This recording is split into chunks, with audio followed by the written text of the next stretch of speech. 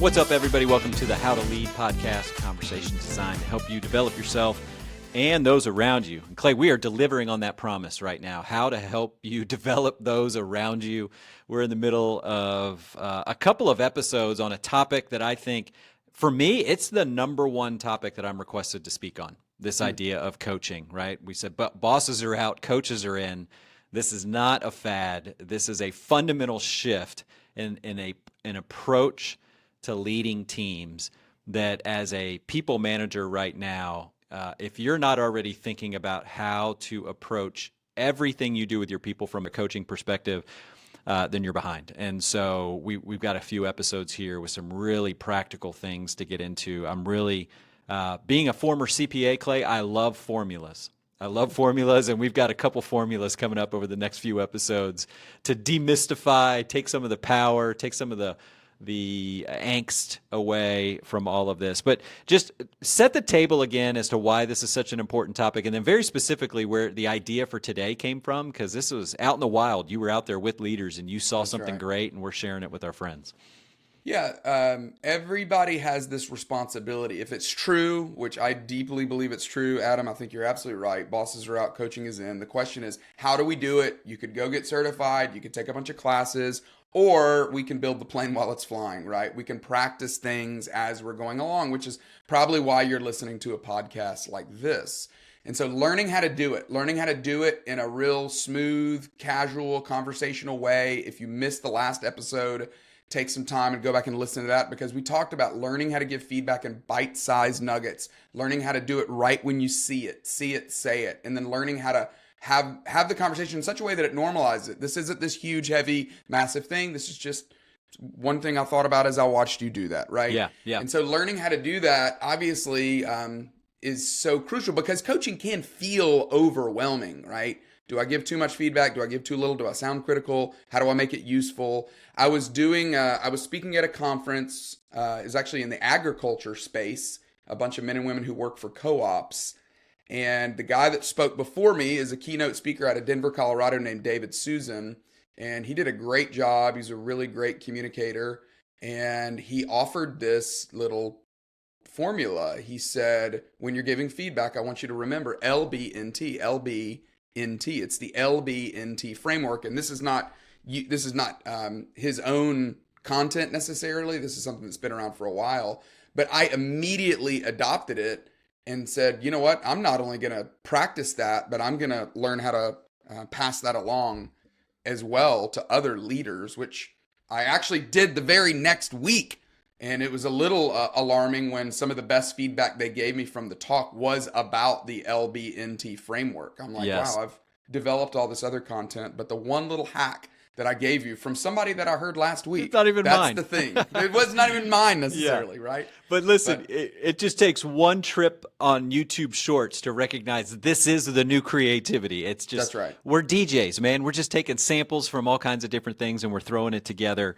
What I love about this, so we're calling this the two-step coaching hack. I really think it is that. Again, not just my affinities for formulas, but this does simplify things. It empowers. Right? It inspires through its simplicity, and it empowers us because you're going to go, oh, I could totally do that. The thing I love about this, if we just go a little nuance on this one, is so if you're going to give feedback on a regular basis, and I know there's some people that maybe are thinking about this with short accounts, when do I become a nag? Mm-hmm. Like when am I just the leader that can never be pleased? We never reach the goal, and everything you can't sneeze without me telling you how you could have done it better, right? And so I think this is where the secret comes from, and it's what we ended last episode with vocal variety. If all you do is criticize, then that is what's going to be a nag. That you're going to run the risk of developing that reputation. So when we can say, there's a ton here I like, and this is just some nuance on how to get better. Like, hey, you're on a scale of 1 to 100. That was a 92. Here's how to get to a 94. That's really, really helpful for people, and I think the LBNT is going to be really, really helpful. So again, where this formula helps, right, is where coaching often fails. And so talk about that, because what are some of the things that happen when we're not using formulas like this when it comes to feedback? Yeah, I love the way you set that up because the truth is, Adam, most feedback stinks, right? I mean, most people aren't great at giving feedback. I'll give you here's some common coaching mistakes that people make. You said it that we either give too much praise and not enough growth. We give too much correction and not enough motivation. We've cited this before, but Daniel Coyle in Culture Code, he talks about Greg Popovich, their head coach who's won 5 world championships. And one of the things that as they interviewed Manu Ginobili and Tony Parker and Tim Duncan, they said, hey, this guy's so gruff. He's such a hard-nosed coach. Why did people want to play for him so bad? They said, because he always shows you where you missed the bar. He always will. But they said, but he believes in you so much, he makes you feel like that you can reach it. That's right. And I think that's that delicate combination that most people miss. There's either too much praise, I believe in you too much, and I'm not telling you where you missed the bar, or I'm constantly telling you where you missed the bar and I don't show you that I believe in you. Or thirdly, I would say the most common coaching mistake is it's just not clear. Yeah. You know, you just say, I mean, the most common thing you and I would get in the public speaking world that we come out of is, hey, could you say everything you just said again, but could you make it 3 minutes shorter because you were over time?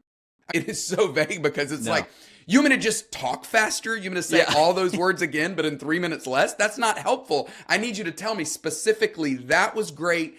This you could cut. Now that would be helpful feedback. That really and would again, this is why the LB&T system, the two-step system, hacking coaching, it balances praise with improvement in a really simple way. That's good. Okay, well, let's break it down. We've teased it enough. Let's break it down.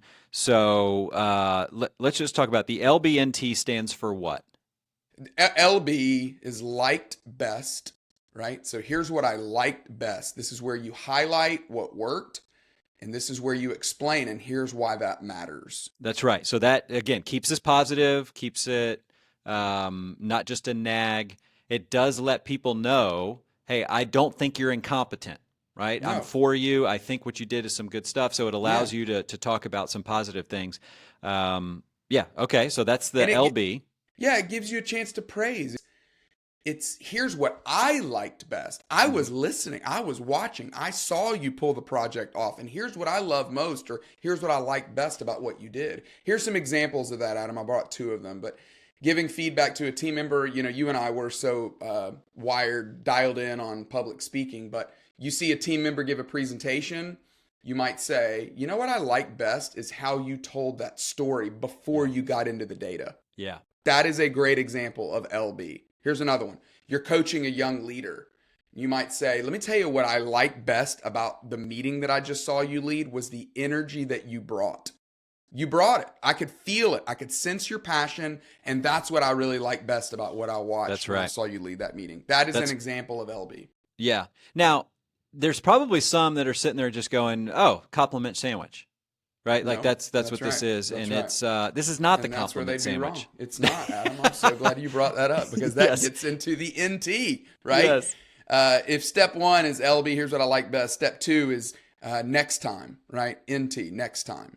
This is where you help them improve without tearing them down. And the thing I love about this is it's action oriented. It's assuming there's going to be a next time. It's recognizing that, hey, there's a future for you. You're going to be doing this again. And so let's figure out how we can get better next time. Here's what I'd love to see next time. Yeah. I love that phrase, next time. Because I'm thinking of Shark Tank. Okay, so Shark Tank, everybody goes out there, they give their pitch, and then all the sharks give feedback. And when they give feedback, they always say, "And that's why I'm out." There's not a next time. Yeah. And so there's something very empowering about next time. You believe there's going to be one, and so you told me what you liked, and here's one thing for the next time. And by the way, I need to start getting ready for that next time because it's going to show up maybe tomorrow or the next day or whenever it is. So I love that, right? Here's what I liked, and here's what we're going to do, what I would suggest doing a little bit more for next time. So go back to those examples that you shared, right? Sure. Or give a couple more examples of what a next time could look like. Yeah, so let's take back to the presentation, right? You say, hey, here's what I like best, how you told that story before the data. Next time, why don't you try pausing for effect after your main point?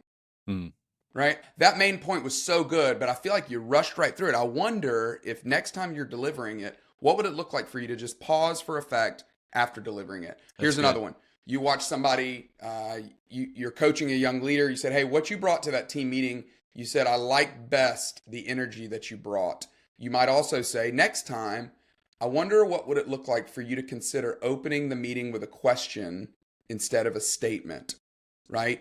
I wonder what it would do to people's conversation. Would they engage more deeply if you open the meeting with a question next time instead of a statement? To me, that is a very clear and specific, and it's somewhat positive, right? But that's a simple example of how to leverage LB and T. I like that. I really do. And again, I'm going to reference the book that I referenced last time, 10 to 25, of that guy down there at UT Austin, that professor down there.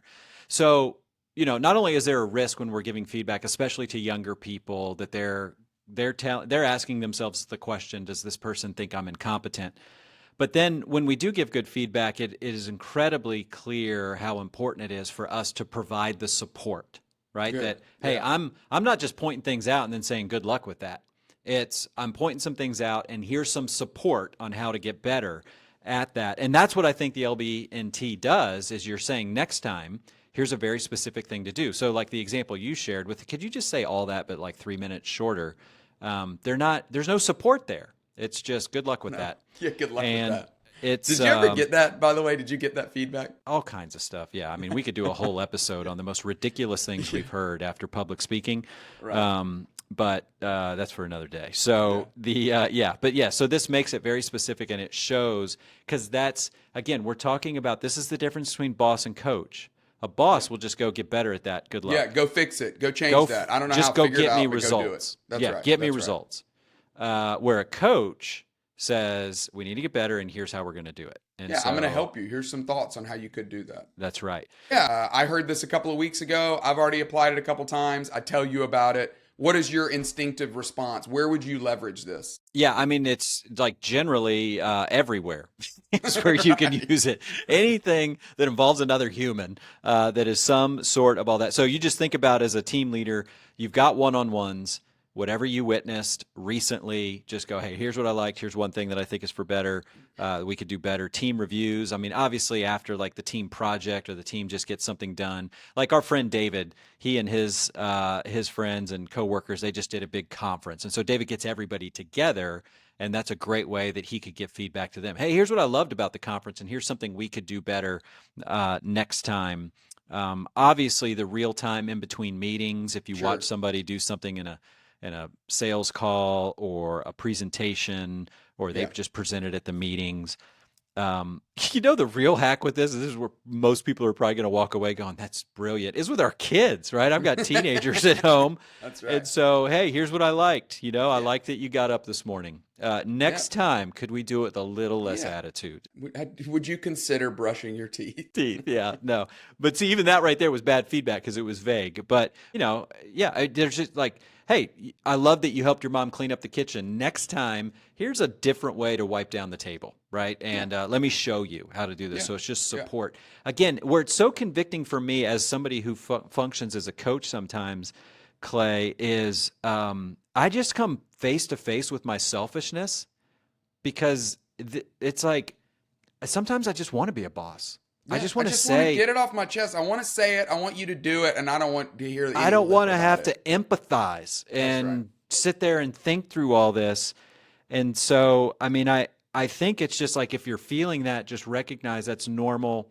You got to do what you got to do to get your head right with this. But in the long run, doing this, the LBNT method it's just going to save you time down the road, because what I've noticed is it when I just act like a boss and I just bark out, here's the results I want, I never get them.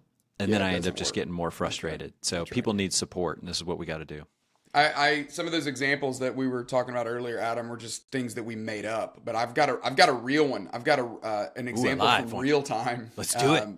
When I told you that I heard this weeks ago, I used it in a talk last week with a group that you've done work with, Castle Bear, really great marketing agency out of Northern Ohio. Yeah. And I was speaking at one of their events, and Carl Bear, one of their principals, emailed me the next morning after he heard me use the LBNT.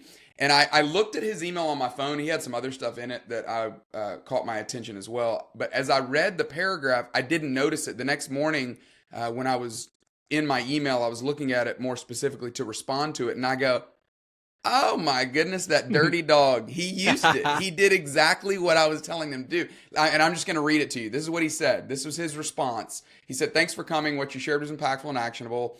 I hope that you made your flight. He said, what I liked best in your presentation style was your engagement with the audience. Calling people by name and simply asking them for their name and then addressing them personally in your talk built a strong connection with the audience. Next time, both Castle and Bear and you need to make sure that our type size is larger on the slides. The screens at this event are small for the space, and I don't think they'll get larger screens by the time we do this again. So I would encourage both of us to increase the point size. Now, I would say even as he did that, Adam, he made it even more easy to digest because he was like, it wasn't just you. There were others of us that needed to do it. But let me tell you what was so helpful about that. I bet I have stood in front of audiences between 6 and 10 times and said, I know this font size is really small and you probably can't read it. I need to make it larger. And I just haven't. Just haven't done it. Just haven't done it until he gave that feedback. And That's I immediately went and said, I'm going to go adjust this because I used a couple of slides over and over again. And I know that he's right. They need to change. But it was only because of that feedback. Yep. And even hearing him do what I liked on the front end, it just set the context to go, okay, he's for me. And we're going to talk about that in the next episode on intent and the role that intent plays in giving feedback. But it just communicates I'm for you. So listen, the call to action is hopefully pretty clear here. Use this 2-minute or 2-step coaching hack. Tell people what you like best. And then very specifically use the next time because it talks about future. It talks about positivity. It talks about there's more. It talks about application. I'm grateful that you were at that conference and we totally got to rip this off because this is so helpful. So helpful on our coaching journey with all of this, Clay. If you'll email us, we'll send you something nice, something real nice, Clark, in the mail. How about that? That's for yourself, Clark.